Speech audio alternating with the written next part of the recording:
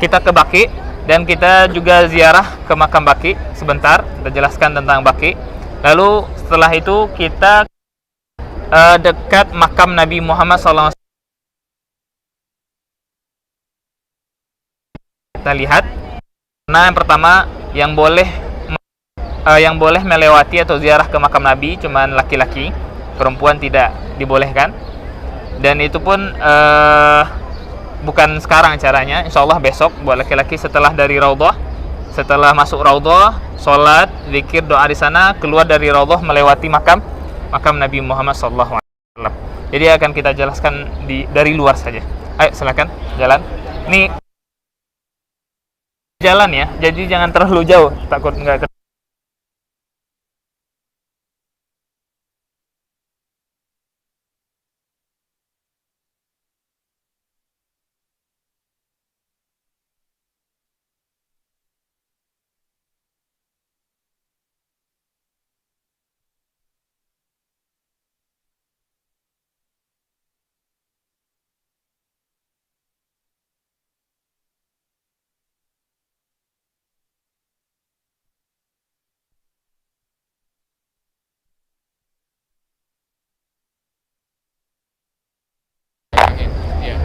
Kuat nggak?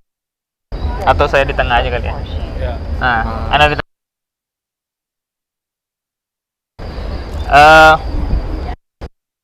Masjid Nabi 1000 kali sholat diberi pahala oleh Allah Subhanahu Wa Taala 1 kali sholat di sini. Itu nilai pahalanya ya, bukan sholatnya, bukan sama dengan sholat 1000, bukan, tapi nilainya. Dan Masjid Nabawi ini dulunya kecil ya, kurang lebih luasnya itu 35 kali 35, tidak sebesar sekarang. Perluasan yang sekarang yang kita rasakan sekarang ini perluasan terakhir dari kerajaan Arab Saudi, kalau tidak salah Raja Fahad, dan kurang lebih menampung 1 juta orang di dalam, di atap dan di pekarangannya. Kurang lebih bisa menampung 1000 orang kurang lebih. Dan Masjid Nabawi ini, kisah singkatnya, itu beberapa kali perluasan. Pertama dibuat oleh Nabi Muhammad SAW, lalu setelah itu diperluas oleh Nabi juga setelah perang Khaybar, lalu setelah itu diperluas oleh Umar ya, diperluas oleh Umar, lalu Utsman, dan kemudian raja-raja berikutnya, yaitu dinasti-dinasti selanjutnya, khilafah selanjutnya diperluas juga sampai kerajaan Arab Saudi saat sekarang ini diperluas seperti ini. Dan ini perluasan paling modern ya, paling modern. Dan lurus saja ya, lurus. Di Masjid Nabi ini dulu, sebelum dilakukan perluasan kurang lebih 100 tahun yang lalu, di tempat kita berjalan saat sekarang ini banyak pemukiman. Jadi dulu pemukiman itu nempel dengan masjid. Ada di Madinah ini museum yang menjelaskan tentang Masjid Nabawi salah satunya, dan mereka membuat miniaturnya. Itu pemukiman warga nempel dengan masjid. Bahkan membuat pintu di rumahnya ke masjid gitu. Itu khusus buat dia. Tapi sekarang sudah dihilangkan oleh kerajaan semuanya, kemas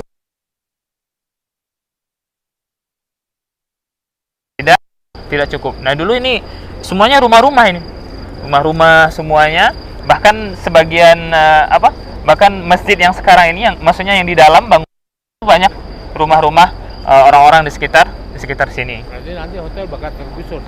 Kemungkinan digusur juga, karena makin lama makin dibutuhkan banyak gitu. Ini anak nggak tahu nih, sejak saya datang di sini masih seperti ini, mangkrak proyeknya. Anak nggak tahu sampai sekarang.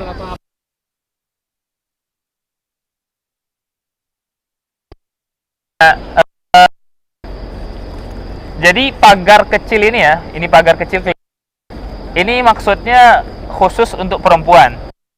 Nah, tempat belakang, ini kita bagian belakang, terus bagian kiri sebelah sini bagian kiri, dan bagian kanan sebelah sana. Nah, semua yang ada pagar kecil ini itu maksudnya untuk perempuan, cari aja pintu masuknya gitu. Jadi mungkin kalau sebagian ibu-ibu mungkin salat di sana, pengen cari tempat lain bisa di sini atau di sebelah sana atau di agak depan sedikit juga bisa. Nah, ini tandanya nih ada pagar-pagar seperti ini. Nah, sekarang kita sebentar lagi akan menuju ke makam Baqi. Di depan kelihatan ada pagar besar, pagar tinggi. Itu pemakaman Baqi ya, pemakaman Baqi. Dan juga ke dalam pemakamannya, ke dalam kawasan pemakamannya perempuan tidak boleh masuk, hanya boleh laki-laki saja. Jadi ibu-ibu enggak. Kita dari luar pagar aja. Asal ditinggalin ibu-ibunya di luar, kita masuk. Kita dari luar pagar saja, kita lihat nanti sebelah kiri ada pagarnya yang agak rendah, jadi kita bisa lihat ke dalam bagaimana bentuk kuburannya. Nah, pemakaman ini sudah ada sejak zaman Nabi Muhammad SAW. Berapa umurnya berarti? 14 abad. Udah 14 abad umur pemakaman Baqi. Namanya pemakaman Baqi. Al-Baqi atau Baqi Al-Gharqad namanya. Nah, cuman sejak zaman Nabi besar luasnya tidak seluas ini. Ini dilakukan perluasan demi perluasan. Yang mana? Oh, mana? Oh, nggak tahu bahasa apa itu. Ini pengumuman itu, Pak. Wanita. Mungkin ini sini nih. Jadi nanti kita akan belok kiri ya, Pak Ibu. Kita akan melihat pemakaman Baqi dan kita akan jelaskan sedikit banyaknya tentang pemakaman Baqi.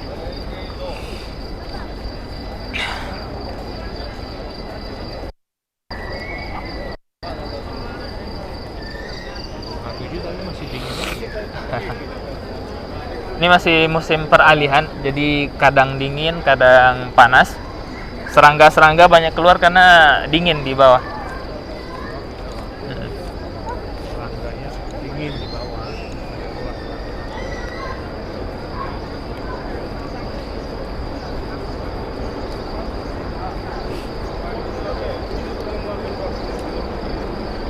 Saya dimakamin di sini kan.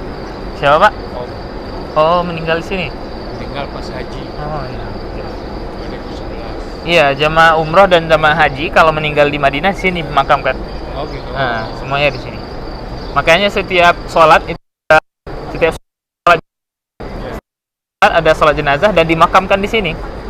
Dimakamkan di sini. Pasti dimakam di Baqi apa? Iya, di Baqi, pasti di Tempat Baqi. lain apa enggak? Enggak, di Baqi, pasti Pasti di di Baqi. Baqi, ya? Kalau sholatnya di sini dimakamkan di Baqi. Oh gitu. Nah. Dan itu yang pergi mengubur rame orang bondong-bondong untuk ini. Dan itu ada keutamaannya. Kata Nabi Muhammad SAW, siapa yang menyolatkan jenazah lalu mengikutinya sampai dikuburkan dapat pahala 2 qirat. 2 itu ya 2 nya. Tapi masanya banyak gitu.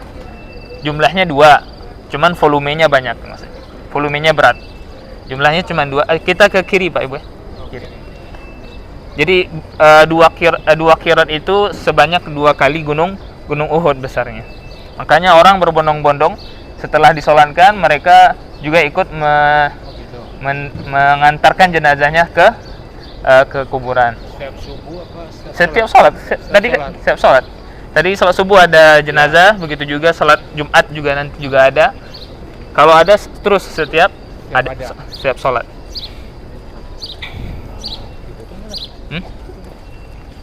Coba ya, mudah-mudahan enggak. Mudah-mudahan enggak ditutup. Ini mungkin lagi perbaikan kalau ditutup. Tulisannya Baqi mana? Enggak ada tulisannya. Saudi kan. Enggak, itu ini kantor-kantornya. Oh ini kantor. Ditutup, Pak ya? Ini bukan.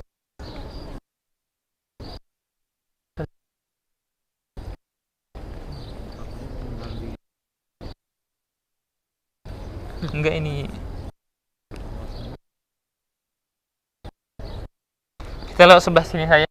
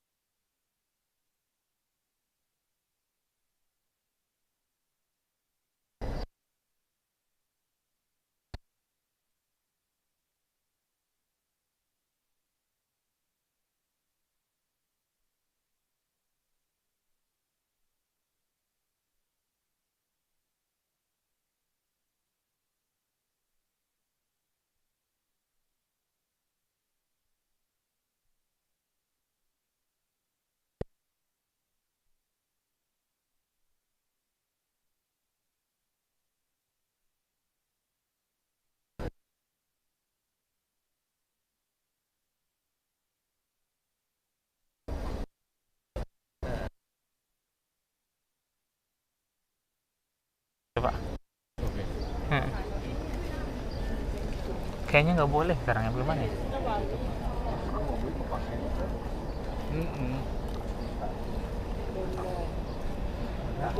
Habis dari makam Nabi sebelah sini, kalau sebelah kanan. Itu sampai di sini. Di sini aja kali saja, Pak ya?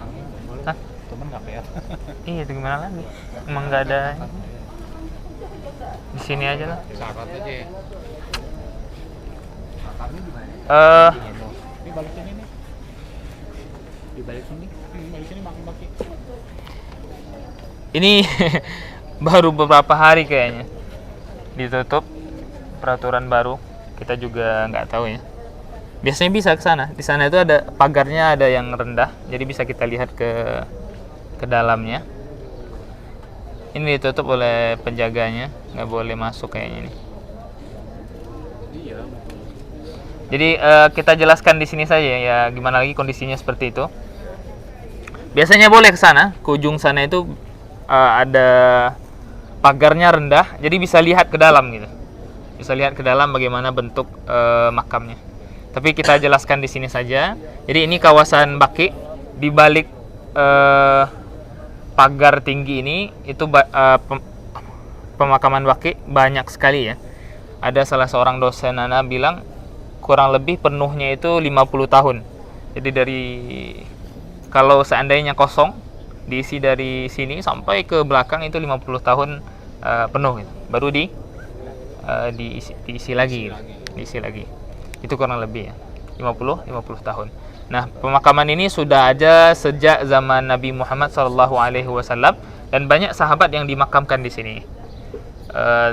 Salah satunya Aisyah, Utsman bin Affan, Sa'ad, dan sahabat-sahabat yang lainnya. Ada sih beberapa hadis yang mengatakan keutamaan tentang Baki ya, keutamaan Baki. Tapi hadis-hadis tersebut kata para ulama dhaif, jadi tidak bisa dijadikan sandaran hukum. Dan tapi karena kita nggak bisa melihat, sebenarnya kalau kita bisa melihat pemakaman Baki itu sangat sederhana gitu. Sangat sederhana dan sesuai sunnah Nabi Muhammad SAW. Jadi pemakamannya itu hanya ada dua batu atau satu batu. Kalau dua batu artinya laki-laki, kepala dan kaki. Kalau satu batu di kepala artinya perempuan. Dan tidak pakai batu nisan. Bukan batu nisan apa? Kalau bahasa Jawanya kijing.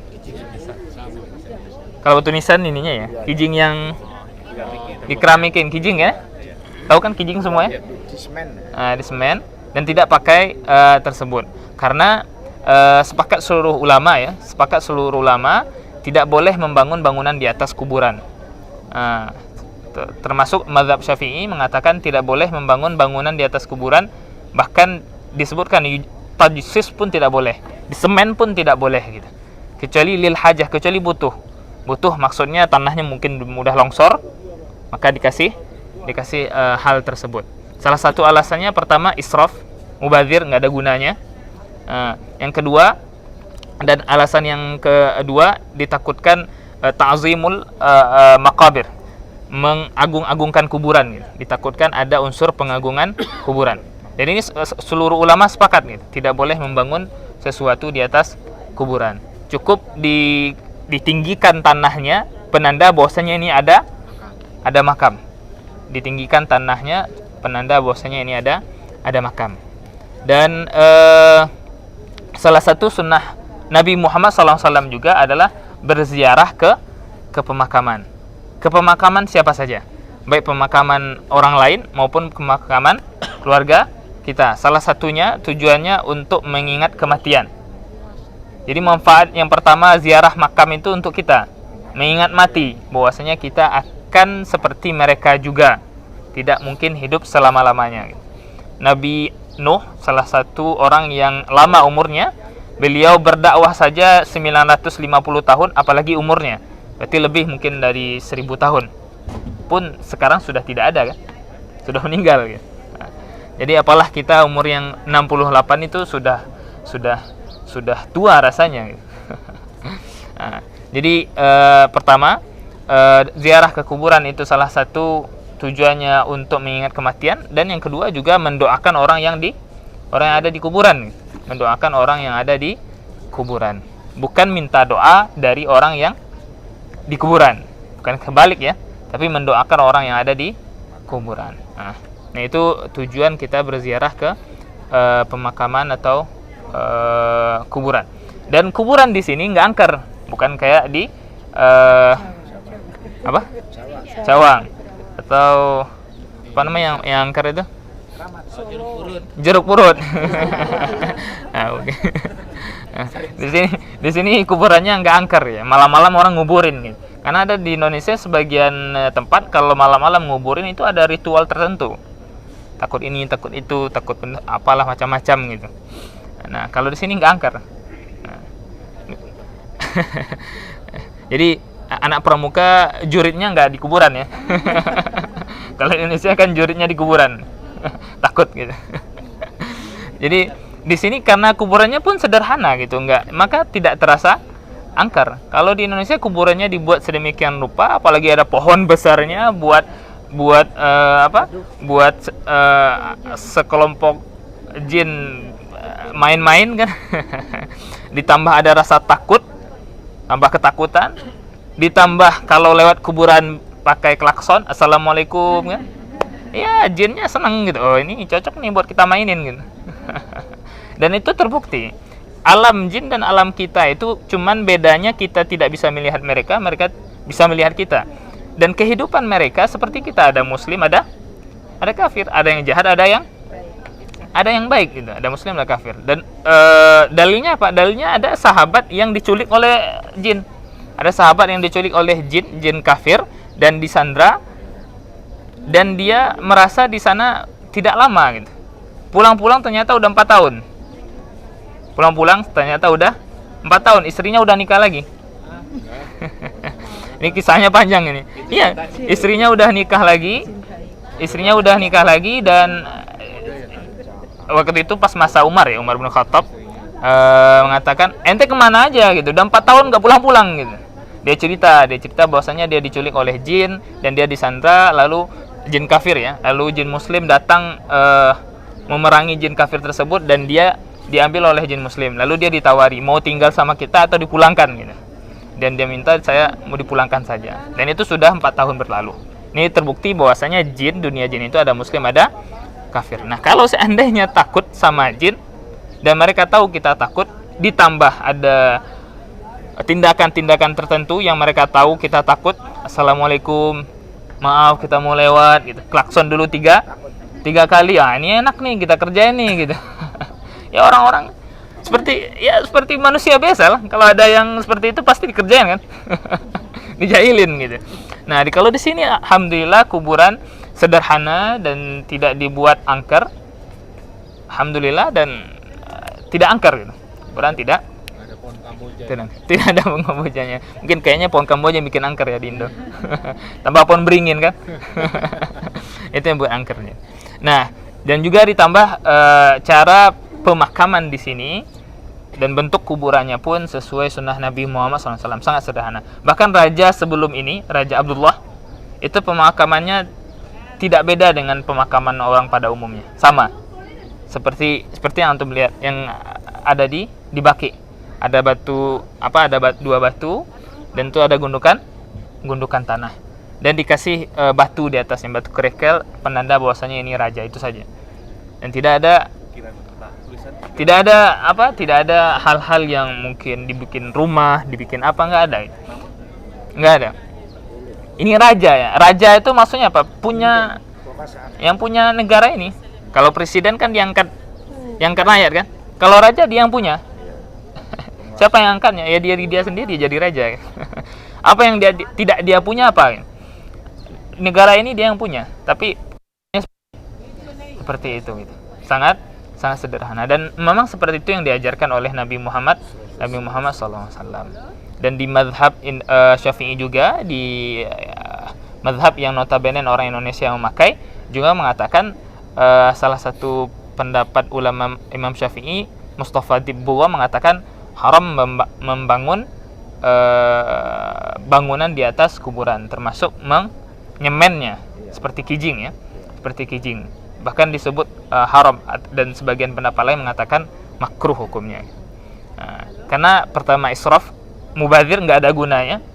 Yang kedua juga menimbulkan pengagungan terhadap kuburan, mengagung-agungkan kuburan berlebihan. Allah Ta'ala alam. Ini sayang ya kita nggak bisa melihat. Mohon maaf, karena juga peraturannya Anda baru tahu nih ditutup. Mungkin pas awal Ramadan ini ditutup ya. Bisa masuk dari sana kalau bagi laki-laki, kalau mau kita masuk. Cuman ya minta maaf ada ibu. Cuman nggak boleh masuk ke dalam gitu. Kalau nggak lewat itu aja. Kemana? YouTube yang tahun lalu. Oh, YouTube. Yang antum di situ. Oh, boleh. Anda nggak tahu linknya nih, antum bisa lah. Oke. Bisa lewat YouTube kalau ibu melihat bagian dalamnya. Atau buat bapak-bapak, bagi siapa yang ingin masuk ke dalam, ada pintunya di sebelah sini. Tapi khusus bapak-bapak saja ya. Dan Anda nggak bisa pakai ini dalam, mungkin dilarang sama ininya, sama apa? Askar. Di luar city tour ini aja saat yang bapak-bapak mau ngeliat. Boleh setelah ini bapak-bapak saja gitu. Ibu-ibu silakan balik. Oke. Kalau ada yang mau ya, kalau nggak ada ya kita balik. Baik, setelah ini kita ke arah sana dulu, dekat pemakaman Nabi Muhammad SAW. Cuman dari jauh saja kita lihat ada tanda kubah hijaunya ya. Ayo silakan.